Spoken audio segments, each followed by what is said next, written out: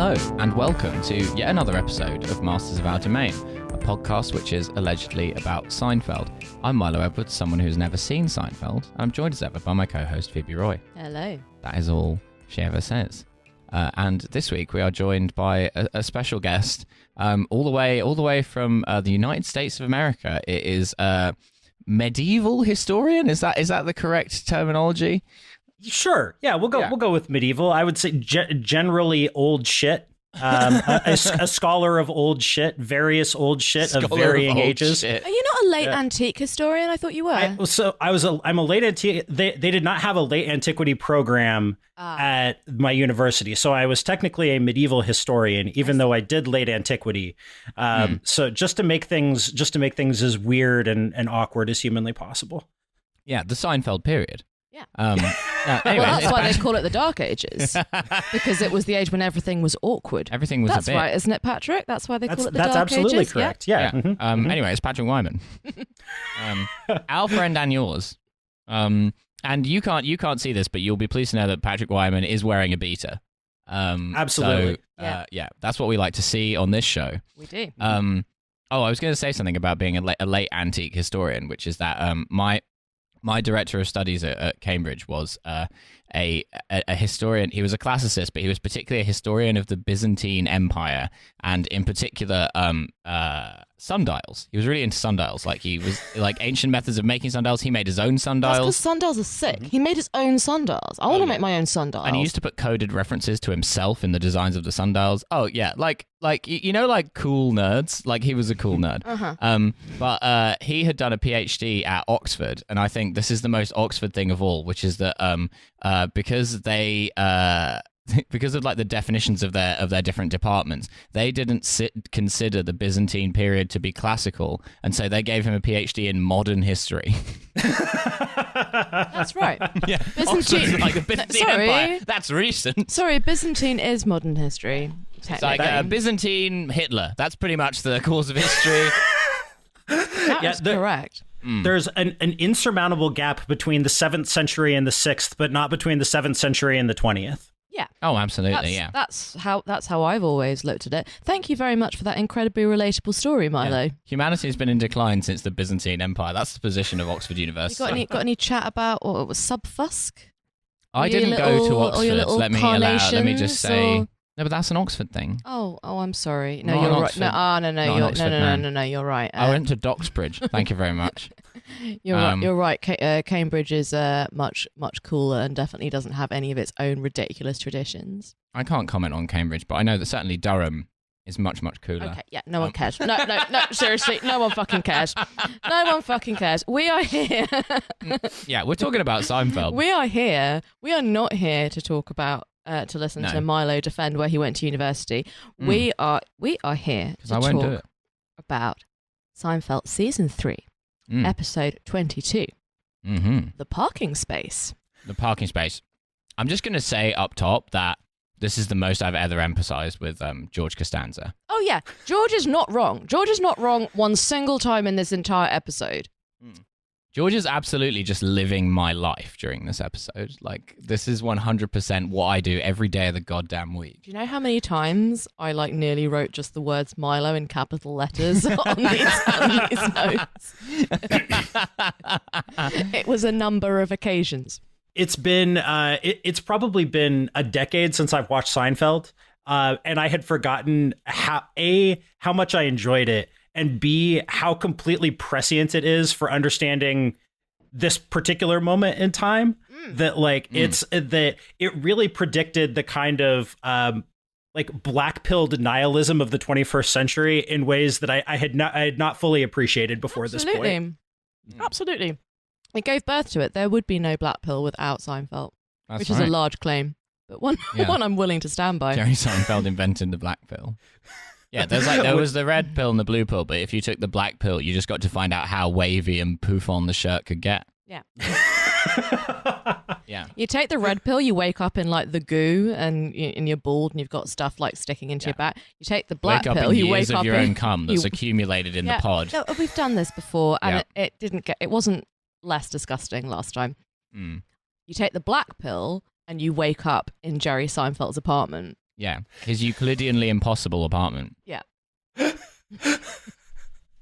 Good. I'm okay, glad I've just got to laugh at that. Yeah, no, we've got that figured out. We've dealt. Yeah. I did also recently just rewatch The Matrix, and I had forgotten about the just huge amounts of semen involved there. It's not semen. That's just what the machines are harvesting. It's cum. No, it isn't. They just love nut, and only humans can produce it. I mean, good luck automating that process. Right. The Chinese tried it with the dick-sucking robot, but it just hasn't. Marx failed to predict. Yeah, the dick-sucking robot will become so expensive to produce that the capitalist economy will collapse. It's the Ouroboros of capitalism is trying to fund the dick-sucking robot. Yeah. The dick-sucking robot is the tendency of the rate of profit to fall. Well, there's a philosophical paradox. Right? Because if you have not been working to develop the dick-sucking robot, then the dick-sucking robots in the future will know that you have not been working to develop them and will take revenge on you. Yeah, it's Rocco's dick-sucking robot. Yeah. That's right. Mm-hmm. That's correct. Yeah. Cool. Okay, well, so we open with a bit. Which is, it's really weird. It's actually about Rocco's dick-sucking robot, which, again, very prescient. It's about the Rococo dick-sucking robot, which is a kind of primitive 19th century attempt. Yeah, and it's gold. It's steam-powered. It's covered in gold. Yeah. It's so nice. It's so pretty. Yeah. There's a manservant peddling it at the back. Yes. Yeah. That's right. You have to lube it with, like, whale blubber. So the first bit is yet another one for Jerry's customer service complaints corner. Oh, yeah. It's not a bit as such. He's complaining about the fact that there are now special spaces in parking lots for compact cars, and he says that's discrimination over the size of your car. He says that to great rapture from the audience who agree that it is discrimination about the size of their car. Also, what Americans call a compact car is what Europeans call a car. Yeah. Like if it's less than 18 feet long, it's a compact car. Yeah, especially this is one of those things that's hard to picture in the 21st in the year of our Lord 2021, but just how fucking enormous cars were in 1992. Like that, like just in your average American in 1992 drove a car that today there's not a parking space laid out now that would fit it. I mean, it's like like trucks have gotten bigger, but cars have gotten substantially smaller. And now anybody who would have been driving like a Crown Victoria is driving a Ford F-150 that is no different in size. Yeah. So there's a guy actually in our office car park who I quite often have to park next to. So I'm living out Jerry Seinfeld's life, who has bought, I think this man might be in the Turkish mafia. He has a lot of extremely expensive cars and ostensibly runs a Turkish restaurant. Mm-hmm. It strikes me as the Turkish restaurant game might be lucrative, but it is probably not as lucrative as this. He's got a brand new Range Rover. He's got a 90s very nice Mercedes SL Coupe. He's got a fucking some sort of other BMW convertible, and he has a this Lincoln Continental Coupe. I reckon it looks like early 80s. This thing is the longest car I've ever seen in my fucking life. Like, it doesn't fit in any of the spaces, and the parking spaces are quite generous. Like, it extends like half again out of the parking space at the back. And yeah. I worked at a grocery store when I was like 17, and there was a clerk there named Frankie, who drove exactly one of those Lincoln Continentals, and she replaced her older one with a newer one. She was asked why she did this, and she says, "I like a nice ride." That was the whole that was her whole explanation. Is like not why the Lincoln. It could have been a Cadillac. It could have been anything. It's like that for her. That for her was the definition of a nice ride. I like that. That's our favorite president. Mm-hmm. Yeah, she smoked at least a pack of cigarettes over the course of an 8-hour shift, at least one, and usually more than that. It was incredible. It was amazing she ever got any work done. You have to be constantly smoking cigarettes in that car, or it doesn't work. Mm-hmm. That's like a rule. Yeah, it's the vibe. It's powered by Virginia Slims.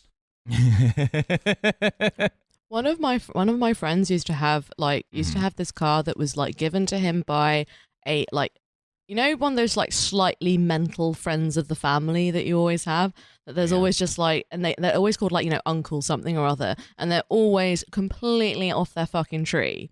And they're always like trying to hand over like really kind of bizarre bits of ephemera.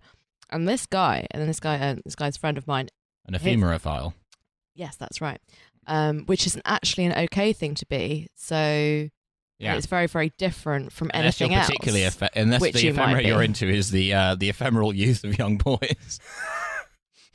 Unless. Yeah. That's suboptimal. Yeah. And this like crazy like family friend, like kind of Uncle Tim or whatever, gave him this car, which was the longest car I've ever seen in this country. Like maybe not long for an American car, but it also had a hexagonal a hexagonal steering wheel. Excuse me. And he was just like, yeah, of course I want the car. Drive the Euclid car. Embrace tradition. It's like the DeLorean. And I was like, how are you going to drive it? That thing's isn't it going to get stuck on every corner? And he said, well, I just have to just never get myself into a situation where I'm having to use the whole range of the steering wheel. And I was like, how are you going to park? And he said, I'll park head first. Which is what made me think of it. And I was like, well, you're going to park this ridiculous DeLorean thing head first every place you go. Pretty sure if it was hexagonal, you'd be able to turn it through the full motion of the wheel. It would just be annoying. No, it was like, because, so you'd think, if it had like got a kind of like segments cut out, then you'd be able to put your kind of like place your hand like through the segment and kind of do it like that. But they weren't quite big enough to do that. The segments were the cutout segments were really small. So if you put it on your put your hand in the middle and try to just turn it all the way around, like your hand would just slip off it because the surface was too large. It was a really badly designed car. Fantastic. Anyway, yeah. And this actually went into production. This wasn't just like somebody's fever dream. Like they made this thing. Yeah. And I have never seen another car with this weird affliction. And well, maybe Tesla are putting a fucking yoke on their cars, aren't they? Which is insane because it implies they've never. What, you know, like the kind of Oxen? steering wheels they have in that. No, not that kind of it. Like the kind of yoke they have in a plane. You know, like where it's like a steering system that's like rectangular. The kind like they have in Formula One cars. Because in a Formula One car, you never need to turn more than like 90 degrees. It looks like a really stupid video game controller. Okay, yeah, no. Fine. Yeah. Now I know what you mean. And that means if you have to park anything, you're not going to be able, it's going to be so annoying to turn it through its full range of motion because it's got fucking corners. Yeah, so that I think their intention there is probably just like, well, the onboard computer system will park the car for you, except when that thing inevitably goes down with its weekly software glitch, you will be unable to park your $100,000 electric car. Oh, no, because what will happen is a little voice will say, do you want to park your $100,000 electric car? And you'll say yes.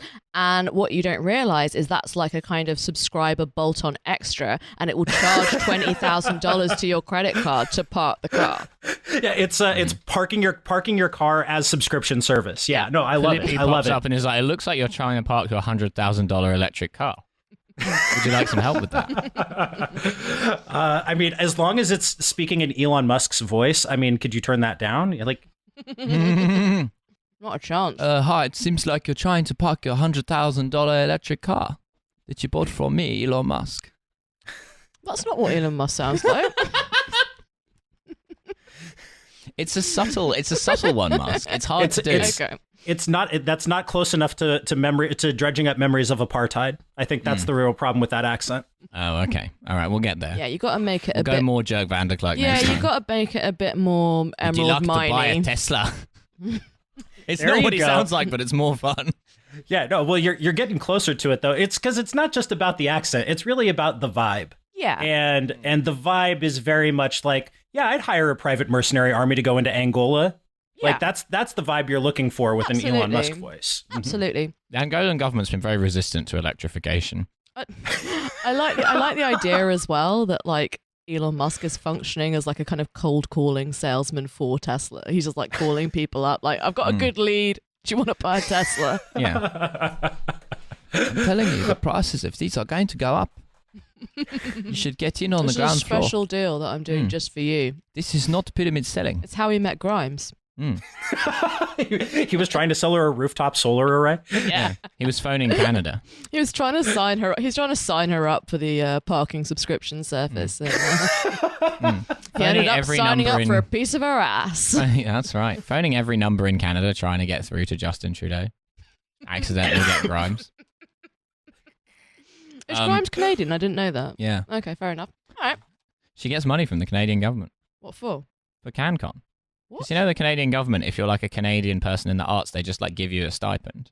Because Canada has like amazing like small man syndrome where like they have to like they're like we gotta get more Canadians out there in the arts. And so even Canadians who are already famous, they're like eligible for this.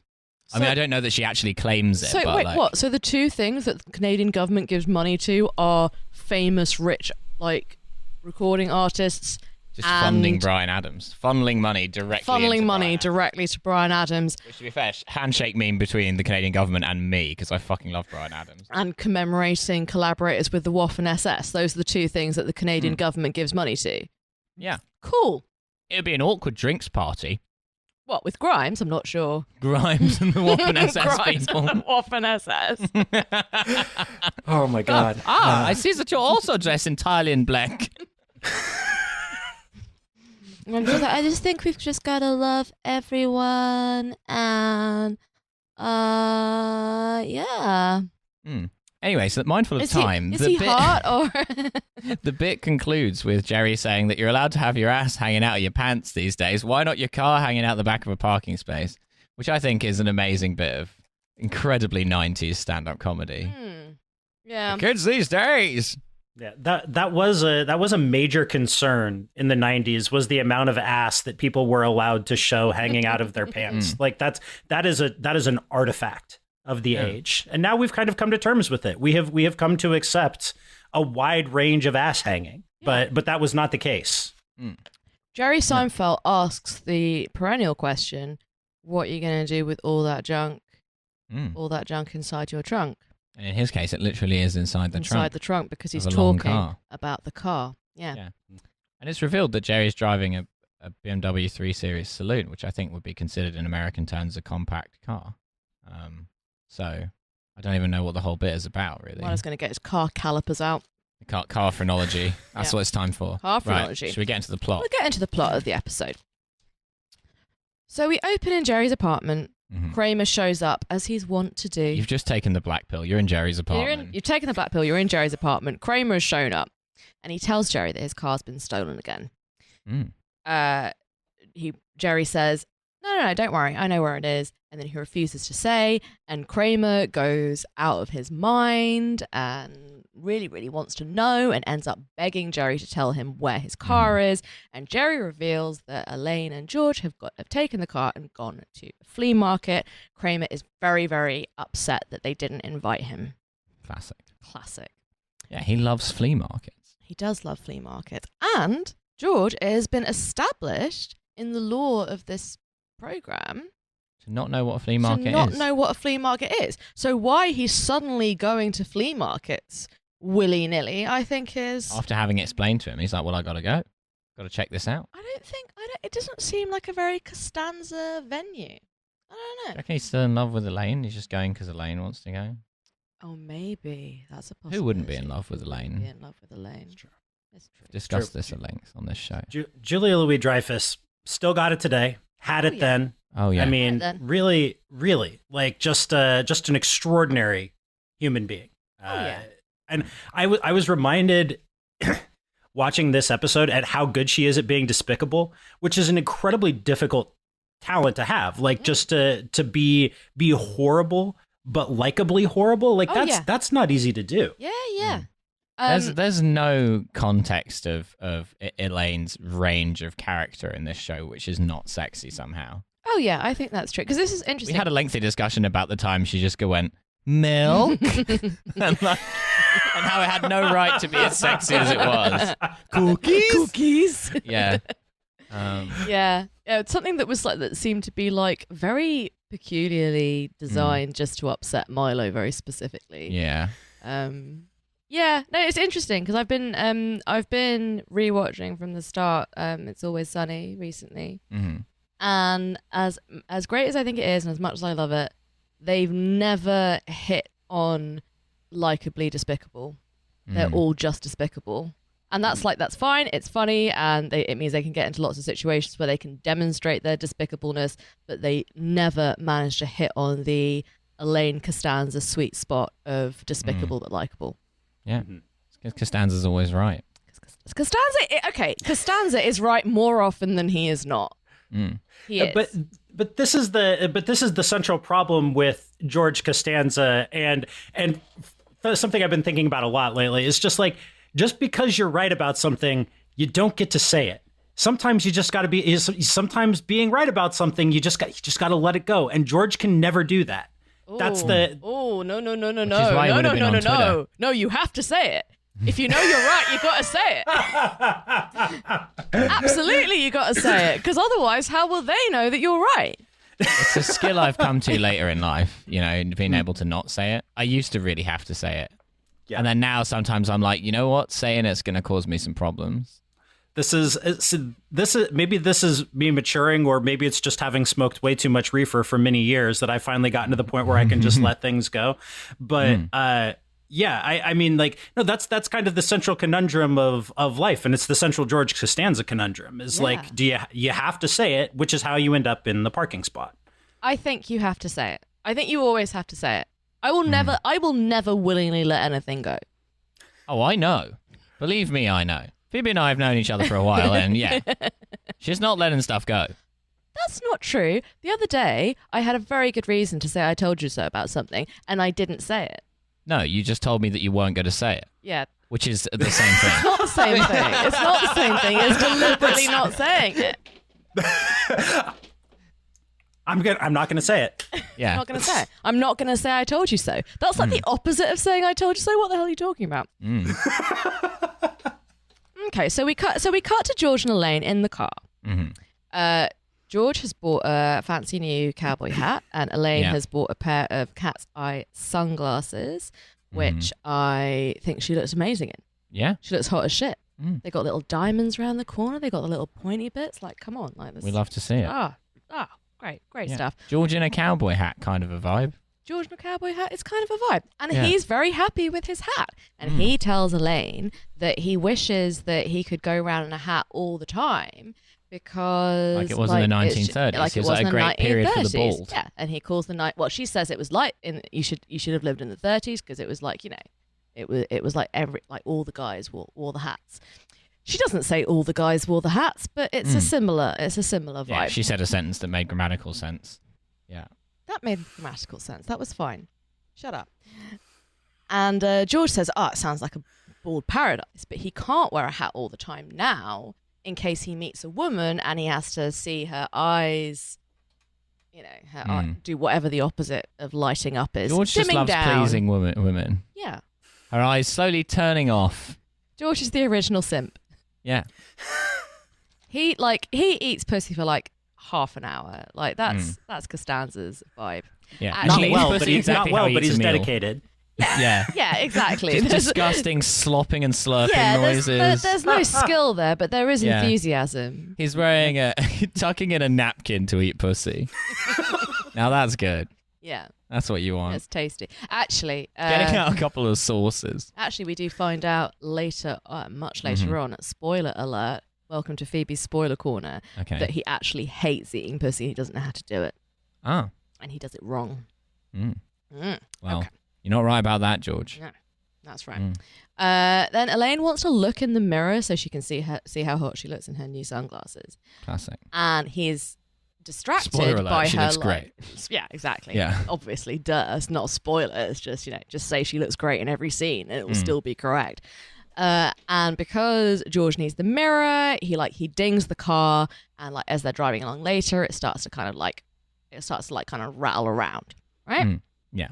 You don't use the driver's mirror when you're looking at your sunglasses. You use the passenger mirror, right? I mean, like that's Well, if you don't have a passenger mirror, yeah. Well, if you don't have one, not every car has one. My old car didn't have one. Really?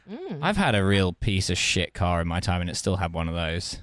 I mean, I feel like Jerry's 1992 BMW would definitely have the vanity mirror for the passenger. Yeah, okay, yeah, you're probably right. Though it would ruin the bit, and it's also it's also perfect for. I mean, it's also a perfect bit of character that she uses the center mirror. To look at herself. That's it's characterization. Yeah. It wouldn't occur to her to use the vanity mirror because she wants all of the mirrors. Why are you looking behind you, George? Trying to find other guys? Yeah, probably. Pretty suspect. Almost certainly. Worried you're driving away from men? Then we go back to Kramer and Jerry. Yeah. And Kramer says that he's invited their mutual friend Mike to come and watch a big fight on TV that evening. And Jerry's like, oh, that sounds great. I like Mike. And then Kramer reveals that Mike has one or two things to say about Jerry, but then he refuses to say what it is. Now here, this is bullshit, like TikTok drama behavior from Kramer, I think. This is really, really fucking not on. Yeah. You either don't say or you say. You don't tease that. I don't think you... I think that if someone says something about someone that you like, you keep it to yourself. You definitely don't tell them. I think it depends on the relationships between the people involved, but in general, fine. Yeah, like... I think if it's someone that you don't like and you're like, huh, you know what that fucker said? No. I never, ever want to know. Yeah, but you have anxiety. It's not about anxiety. I just don't want to know. What value does it have for me to know? How is it going to enrich my life? Oh, because I will exact revenge. That's the value in knowing. I'm like, okay, cool. But I don't want to exact revenge. I'm going to add them to the list. I just want everyone on Earth to like me. That's all I want. Well, yeah, I mean, okay, I'm of two minds about this because on the one hand, I would want to know purely because I just want to know. Like I feel like I have to, like, I'm a junkie. You're a red pill guy is what you're saying. Yeah, no, just shoot it straight into my veins. Yeah. But on the but like, I don't know. I'm sensitive to the relationship dynamics involved. Like, do you like who gets to say, where do you draw the line between like what relationship between the various people involved in your little triumvirate here, like justifies repeating something said in confidence? Where like how close does the relationship have to be? Is like if somebody says something about your best friend, are you obligated? Or what if it's just like a good acquaintance or like your child's kindergarten teacher? Like where's the like so I'm discomforted by the lack of firm rules at play. My position is that if somebody says something to you about someone that you like, you defend the person that you like, and then you protect the person you like from this information. I never, ever, ever want to know. I don't want to see if there's like a mean post about me. I don't want to know if anyone said anything about me behind my back.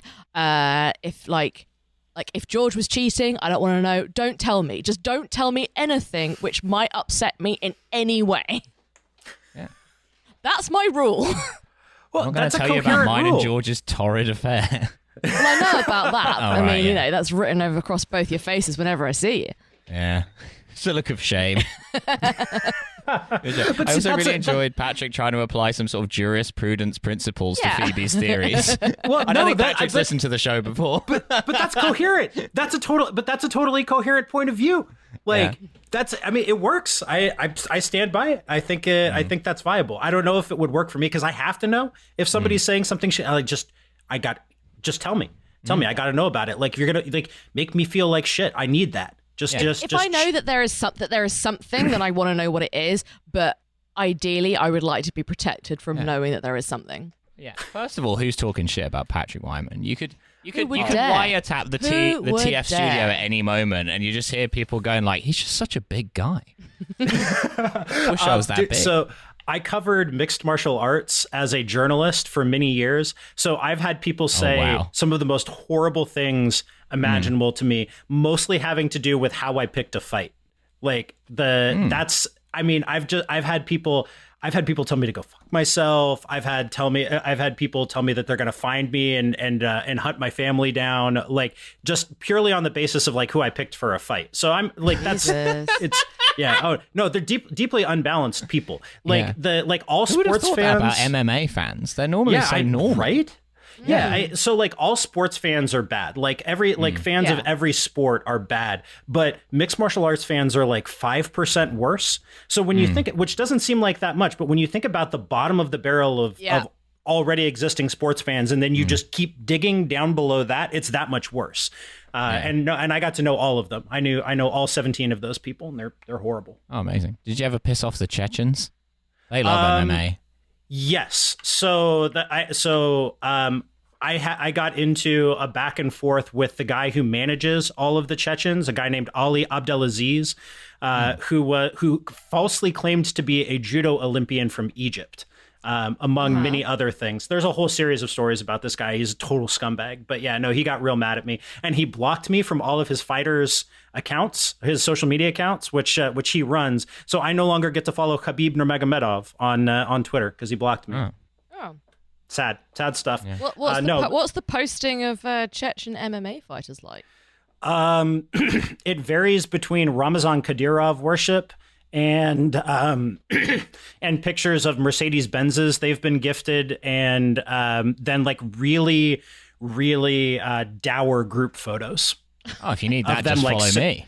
Yeah, it's like 17 Chechen guys in a room crammed around a table, not smiling, and one of them's holding like a tea kettle.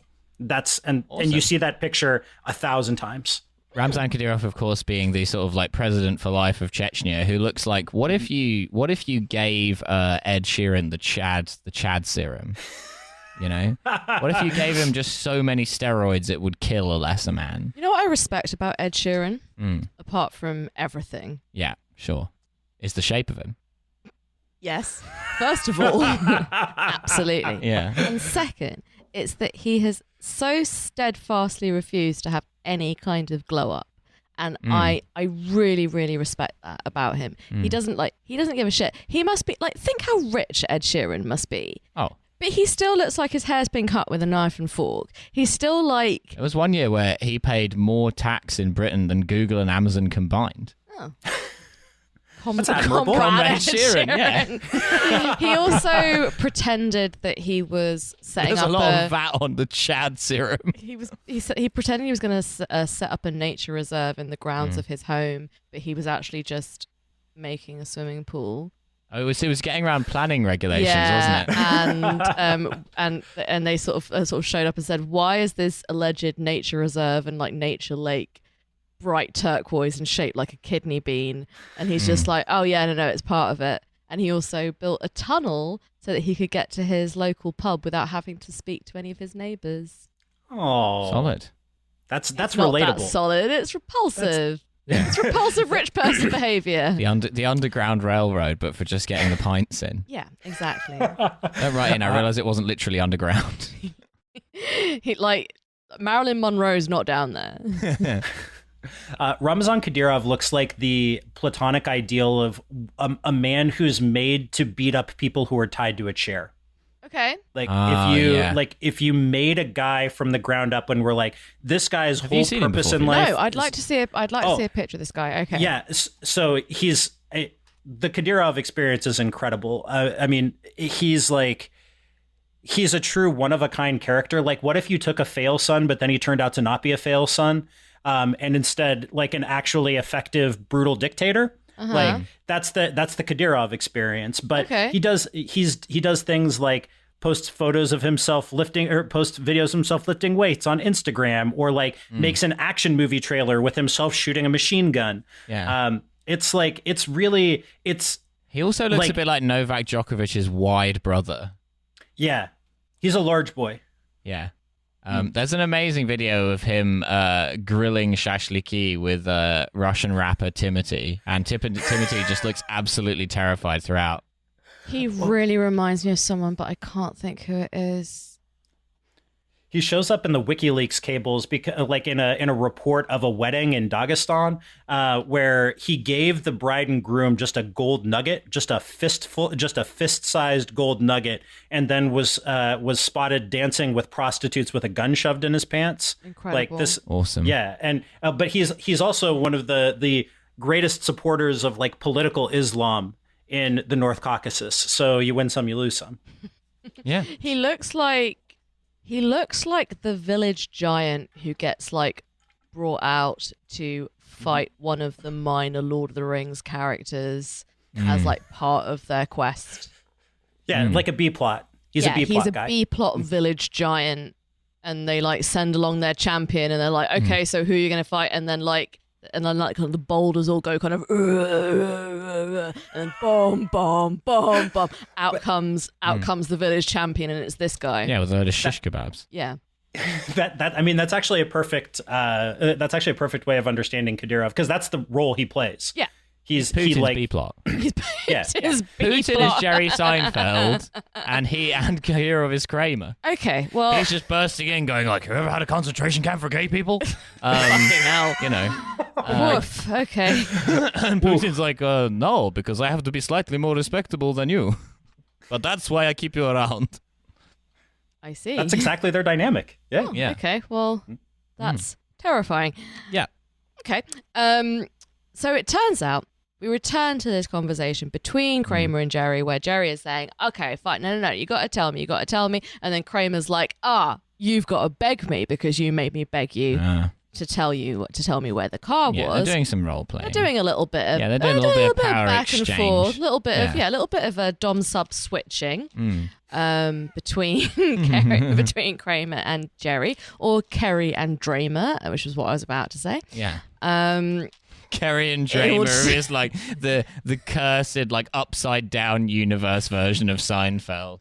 There is an upside down episode. What's the deal with parking space? Yeah. Is that Kramer doing Jerry. that? Oh, I see. Okay. And it turns out. Dramer, you ever heard of? It turns out. No more interjections until you've got your Kramer impression just a little bit more fine-tuned. It turns out that their mutual friend Mike has been going around calling Jerry a phony.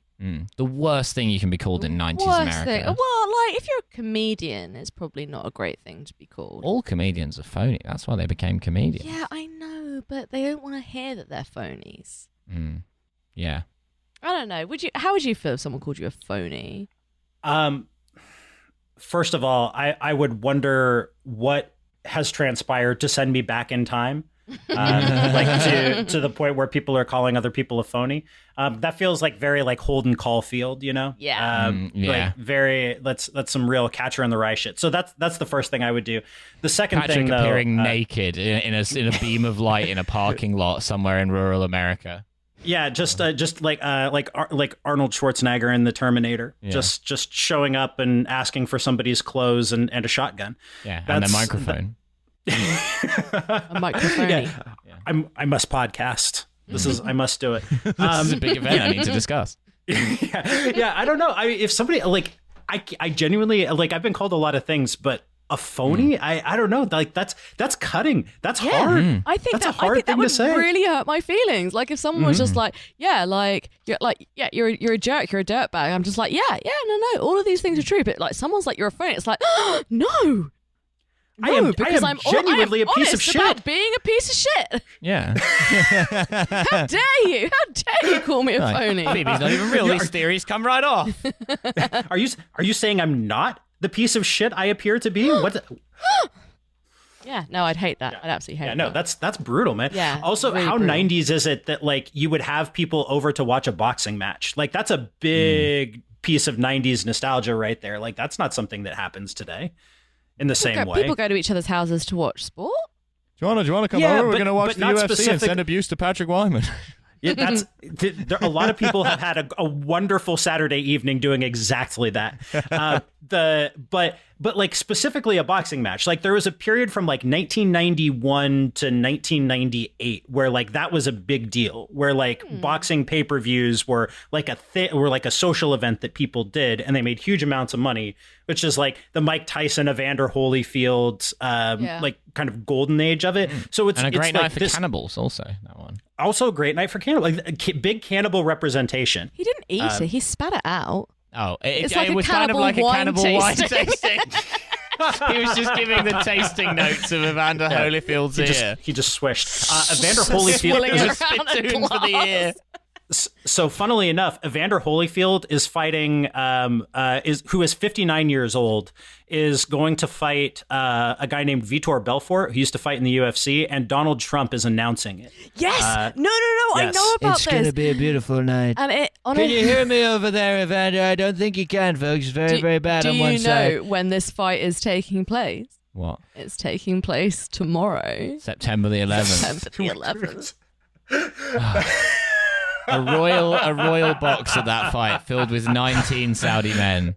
Oh my God! 19 empty chairs. It's Trump and Trump Jr., right? Who are commentating. That's my understanding. They're doing I want to see them fight. Double act. Is this Don Jr.? Yeah. Oh, okay, yeah. Oh my God. And it sort of goes to show like what my life has turned into. 3 separate people sent me the announcement about this fight with Trump commentating. I was just like, this feels like something which is in your area of interest. And I was like, how is this my life? How have I allowed myself to become this? You say one thing about me, I'm not a phony. Yeah. Look, it's great content though. This is whatever else you can say about Donald Trump. Authoritarian, racist, xenophobe, horrible president, awful person. The man knows good content when he sees it. Absolutely. And for That's true. I thank Mr. Wyman for his comments. I really do. A man of taste. And he's here tonight. Yeah, there we go. Mr. President, welcome to the show. Do you think we could get Trump? Probably, yeah.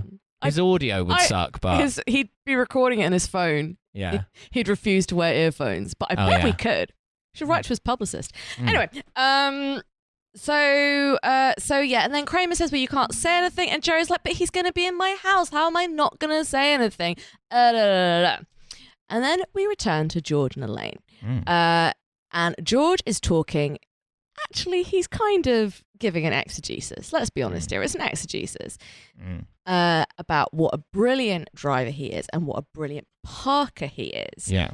And he is very, very keen to find a good parking space. And Elaine says, "Oh my God, like, can we please just put it in a garage?" And George says, "No, I can't pay for parking." Which doesn't make sense because it's Jerry's car that they're returning to Jerry, so they have to park it where Jerry normally parks it. They can't just put it anywhere. Not necessarily. Like the idea is that there are no parking restrictions, so you just can't get a parking spot. That's the whole point in the episode. That it's hard to get a parking spot. Did you not understand the episode? No, I did understand that, but as in, like, you can't just, like, go, because then it wouldn't be them paying for the parking, it'd be Jerry. So then you're sort of obligated to find her. If it was in a free parking spot that you took it out of and you're borrowing the car... Well, that's not George's objection. I think that's poor car etiquette, to go and put it in a parking garage and be like, oh, by the way, Jerry... Without the permission of the... okay, fine, fair enough. We've obligated you to pay for this. Okay, fine. What if it's a pay up front parking garage, though? Yeah, so exactly. It's not like you pay on exit, you pay on entrance, and it's a flat fee, and you can stay there, $15 for however long. Precisely, that's a good point. Yeah, but what that's Milo? Obligating Jerry to move his car. What? After a certain amount of time, if it's a pay up front. If it's at your house, you might not be using the car. You might keep the car there for a while. You guys have not followed this through. As a city driver, I think these things through. Okay. I've been in this situation. Okay. Well, anyway, as it happens, this is not George's objection. No. George's objection is on the idea of paying for parking, and he says he has a system which is you identify the perfect spot and then you work outwards in sort of concentric circles. Yeah, it's a solid system. It's a solid system. It is a system that I used to use, and it's a good system. We call it the Costanza method. It's a wonderful method of parking. It's very good. I had terrific parking anxiety when I used to drive.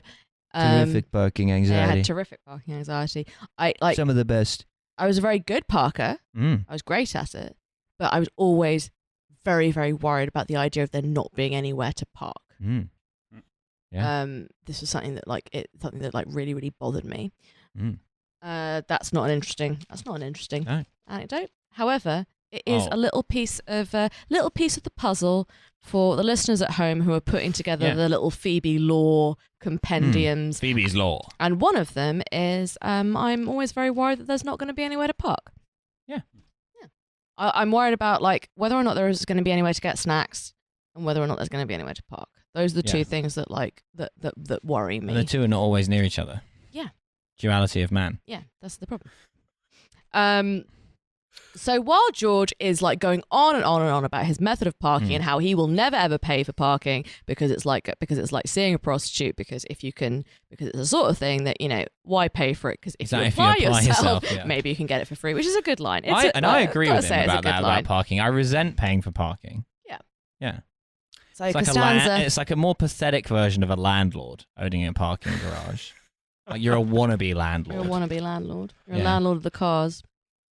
And while he's doing that, he's saying like, okay, so there's a perfect spot. It's in front of Jerry's building. Watch this. You're about to see a perfect parallel park.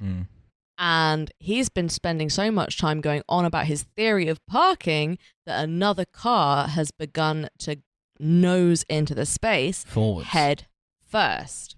Can't parallel park that way. Can't parallel park that way. It's bullshit. If it's a very, very long space, maybe. The two men get out. Yeah, if it's on the end and you're approaching it from a distance, sure, you can do that. Okay, but fine. You've got to have some serious running on that.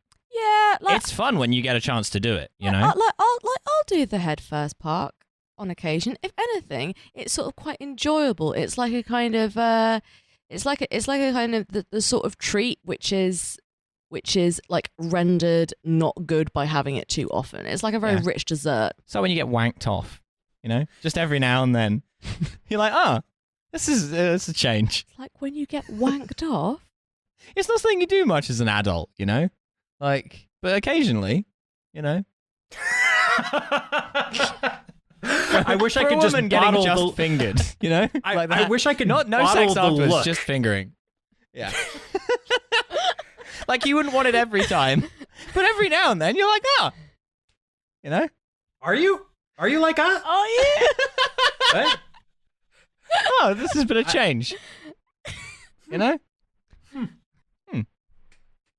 Okay. Regrettably, Patrick can't be with us for very long, so we cannot dive into that any further. No, we can't, unfortunately. I'd very much like to, on another occasion, getting Patrick back for an hour just on that. Just to talk about a hand job. Yeah. And the benefits the potential benefits thereof. Yeah. You know, the health benefits, the psychological benefits. So Patrick, if you'd like to return to the hand job cast, please pencil me in. Let's schedule a solid 65 minutes just for that. Yeah. Yeah. So the guy who has tried to nose into the space head first turns out to be Mike, the guy who called Jerry a phony. And meanwhile, so we're immediately on Jerry's side. This guy's the kind of absolute nonce who would try and drive into this parking space headfirst when someone's clearly trying to reverse into it. I got no time for Mike. He's got. I don't like the bald head and moustache situation he's got going on. I don't think that's a good look. He looks like a kind of miniature Charles Bronson, which is not a good vibe. He looks a bit like. Actually, is he being played by David Cross? That's just I thought that as well. I thought that as well, and I went and I checked it on IMDb, and it is not David Cross. No, it's absolutely not David Cross. It is a little bit like David Cross. No, does look a bit. because this guy is quite dinky, and David Cross is quite tall. Really? Oh. Yeah. Well, there you go. I did not know that. I always thought of him as kind of a waifish fella. No, I would put David Cross at what, 6'1"? Wow. Well, there you go. I buy it. Sure. But yeah, stealing a parking space is a heinous crime. It is, yeah. I have a story about this one. We were moving the trash shooter office from a place up the road from here. I had a van. We had lots of stuff to get out. There's no parking spaces. I go and park the van in a loading bay that's like a couple of streets away. We walk back to the office and one of the like pay by the hour parking bays that's right opposite our door has become available. So I get Riley and Hussein to stand in the space and hold it. Yeah, good plan. While I go and get the van. I've been gone literally 90 seconds. Like I had to walk like 40 seconds and drive the van around, right? And I come back and there's a guy in a Honda Civic trying to reverse into the space. And they're stood there going like, no. And he's like, get out of the way, I'm reversing into the space. And they're like, well, no, that's why we've stood here, so you don't reverse into the space. So we're not going to do that. And they're like, we have a van. And he's like saying like, fuck off, I'm parking there. And I'm like, okay, well, maybe once he sees the van, this guy's going to understand, you know. So I get out of the van. I'm blocking the entire street. I walk over and I'm like, oh, yeah, sorry, it's clearly been a misunderstanding. We need to park this van here because it's like opposite our door. And he goes, no, I'm having that space. I saw it first. And I'm like, well, you didn't see it first. That's why they're stood there. And then he like continues to push the issue. So I just like lose my rag because I'm just like, I'm driving this van in central London. It's like hot. I'm trying to move officers. And I'm like, for fuck's sake, there's only one outcome, which is that I'm parking this van in this space. And then he gets out of the car, but he was 5'5". So it's just like him like looking up at me, and then he says, "You don't know what I can do." And I'm like, my guy, it's a fucking parking space. And then just suddenly I just found myself going, what you can do is get back in your fucking car. And he drove off.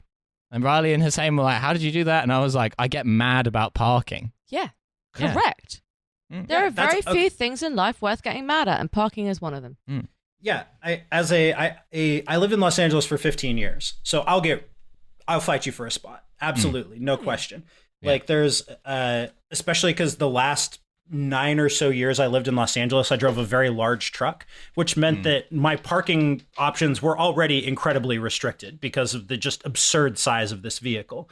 So like there's nothing more heinous in a crowded spot than taking somebody's parking spot. It's like, it's the most fundamental violation of the social contract of living in a big city, which is just like, sometimes you're going to have to let stuff go. It's okay. Move on. There will be another one. It's all right. Like, you don't like, just honor the person that was there first. That's all you have to do. If you do that, like 90% of the annoyances of living in a big city go away. Right. Like just a basic level of human compassion and kindness that manifested by like, should crush you for that kind of infraction. You know? Exactly. Yeah. That's I find myself wanting a Singapore style surveillance state only at moments when a parking spot gets stolen. That's basically. I don't even think there the should be time. prisons, but if Parking there were swap. prisons. Yeah. Only the only cops should be the parking cops. Yeah, that's right. That's correct. All cops are bastards, apart from the parking cops, who are angels and comrades. There you go. Yeah, no, it's bullshit. It's bullshit behavior. Costanza is completely right here. Then meanwhile, everyone else is like getting involved, and like there are strangers like taking sides. Yeah. And so George sends Elaine upstairs. The Big Apple, baby. The Big Apple, baby. Whoa, everyone's got It's a fucking opinion over here. Everyone's got a fucking opinion. So George sends Elaine upstairs to explain to Jerry what happened to the car and why it's making a clanging noise.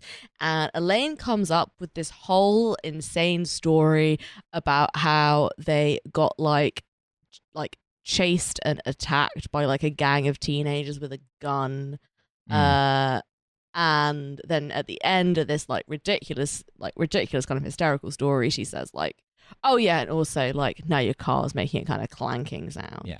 Well, this part is also weird because it's like we hit a pothole and now the car is having like a mechanical issue, which like, first of all, hitting a pothole is something that just happens. That's not even really driver error. That's just like, that can just happen to you when the roads suck. And B, like, it sounds like they're having a mechanical problem, not a the wheel has fallen off problem. Yeah. So it sounds like Jerry just needs a service.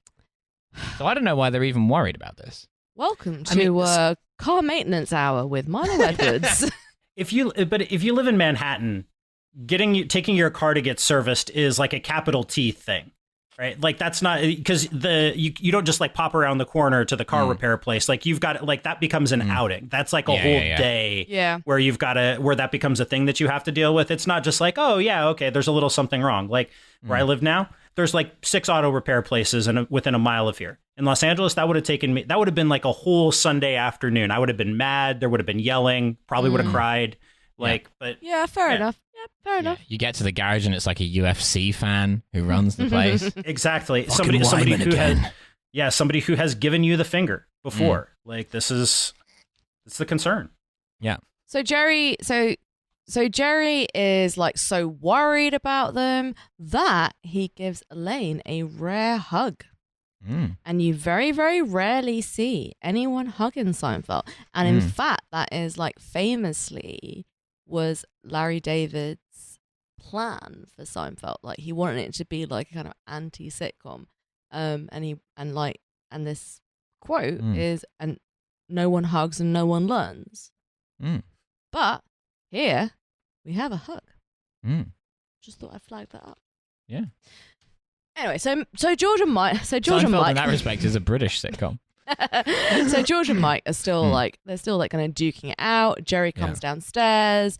Then George finds out that Mike is here to see Jerry and is here to see the fight.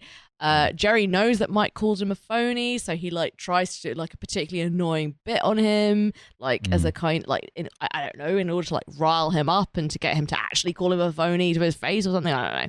Yeah, he tries to come up with an unconvincing thing about him using phony as a compliment, and then Jerry's use it in a sentence. Yeah.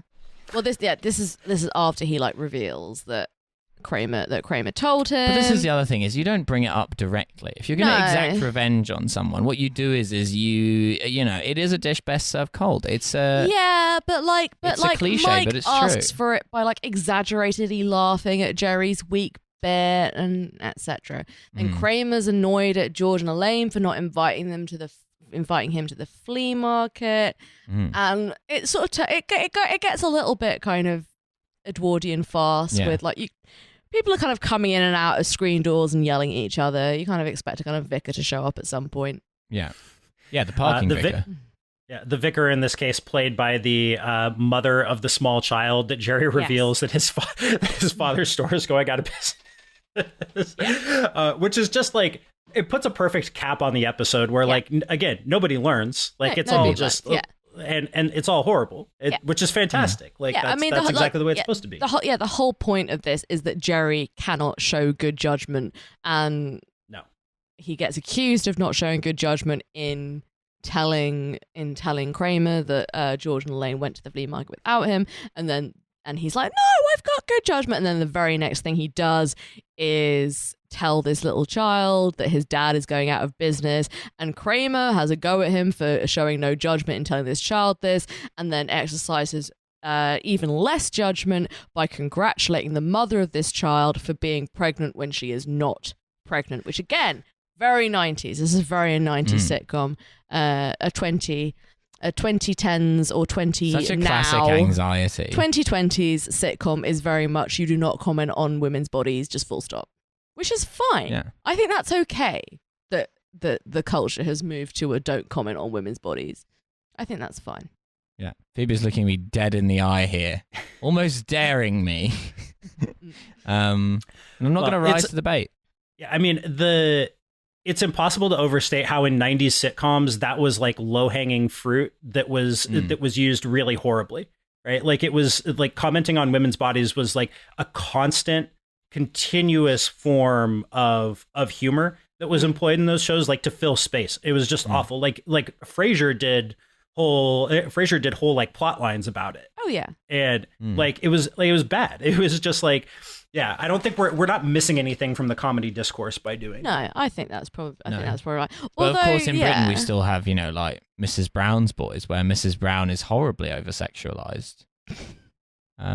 It's all for the male gaze, really. That show. It is, yeah. It is. It's a toxic masculinity writ large. Yeah. It's Mrs. Brown's Boys. I mean, it's right in there in the title. Mrs. Brown's Boys. Why are they boys? Yeah. Why? Why must they be boys? They're of fighting age. Send them off. Why don't they do something with their Send Mrs. life? Brown's Boys off to the front. The Mrs. Brown's Boys Regiment. That's the position of this podcast. We close with a bit. Conscript the Mrs. Brown's Boys. That's right. It's the Irish Defence Force. That's right. It's an unfortunate also IDF acronym for an army that does orders of magnitude less war crimes. Yeah, that's right. So Mike tries to persuade Jerry that being a phony is a good thing. And then the episode finishes up with 2 police officers showing up saying, these cars are blocking the street. You got to move these cars. And then it turns out that these 2 police officers each have very different, much like everyone else in the episode, has a very different view of what constitutes correct parking.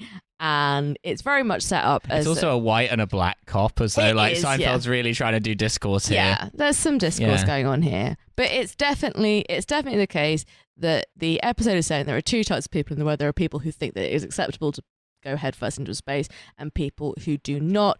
There's a little... The 2 genders. There's a little tiny subplot there where a woman shows up who defends George and says that you can't go headfirst into a space. and he's getting on well with the woman, and then Newman shows up and tries to try on George's new hat, and he won't let him take it, and this woman who otherwise he might have struck up some kind of rapport with is like, what's wrong with you? Why won't you let your friend wear your hat? And that's just a nice little callback. Anyway. Yeah, and we close with a bit. And we close, as ever, a classic Seinfeld bit. Classic a baroque Seinfeld complaint bit. about the state of society in State 1992. of society. I think this is not... I think the opening section of this bit is a bit weak, where he says, well, there are more cars in Manhattan than there are parking spaces, and everyone's just driving around looking for a space. But then he goes a little bit off-piste and a little bit baroque. And I think the second bit is actually pretty funny, which is he says that car manufacturers should stop selling cars and they should sell the most luxury commodity of all. They should sell a space. And he is predicting platform-based landlord capitalism, and I think that's pretty impressive for 1993 or whenever this was. Yeah. Jerry Seinfeld, many things, not an idiot. Yeah. New from Chrysler, a space. Yeah. But they can't guarantee you who's going to be parking next year. And if it's the guy with the fucking Lincoln Continental, you're up shit creek. It's true. Some people are between a rock and a hard place. I'm between that guy and a brick wall. Though at this point, the Lincoln Continentals, which were mostly so poorly built that they are no longer on the roads, much less of a concern. Yeah, that is true. I thought I was safe. Do you know what? In a parking lot just off Brick Lane in London, I thought the odds of parking next to a 1984 Lincoln Continental pretty low. But the monkey's paw fucking curled on me. Yeah, the only thing falling into a fist. The only thing between me and the Turkish mafia is one single parking space. It's a kind of buffer zone. Yeah, or as I call them to wind them up, the Greek mafia. Unforgivable. Yeah. We do have to let Greek delight. We do have to let. We do have to let our wonderful guest Patrick go because he is on a. Yeah. He's got to go and fight Ramzan Kadyrov. That's right. For a belt. That's correct. So it's a Dior belt. If you'd like to sign up to the $10 tier on our Patreon, you can hear Milo expounding his views on Cyprus, so that's something to be looking out for. Cyprus and also hand jobs, where Patrick will be coming back on. Yeah, so we'll have a Cyprus episode, we'll have a hand job episode. I cannot confirm whether or not they are at the same time. Well, that's what the war in Cyprus was about. It was about, the hand job discourse. Mm-hmm. Patrick, thank you so much. Because the Greeks call it a Greek job. Thank you guys so much for having me. Is there anything I'd like to plug? No, just hand jobs. Just hand jobs. Just hand jobs. Except, of course, in Greek, it's an "and" job with a little mark. Rough breathing, No, thank you all so much for having me. It was an absolute pleasure to watch some Seinfeld and talk about it with you. I had forgotten how much I love this show. Thank you for having me. Pleasure and a delight. Pleasure. Yeah, you should check Patrick out online and check out Tides of History as well, Patrick's podcast, which is I forgot that's a thing I do. Yeah, sure. Yeah, you'll learn a lot about ancient history, modern history, as they call it in Oxford, and also hand jobs. That's right. The hand jobs are a continual topic of conversation. Hand jobs are the engine of history. Fair, if you want to read Plato's Symposium, you're going to learn a lot about things of that nature.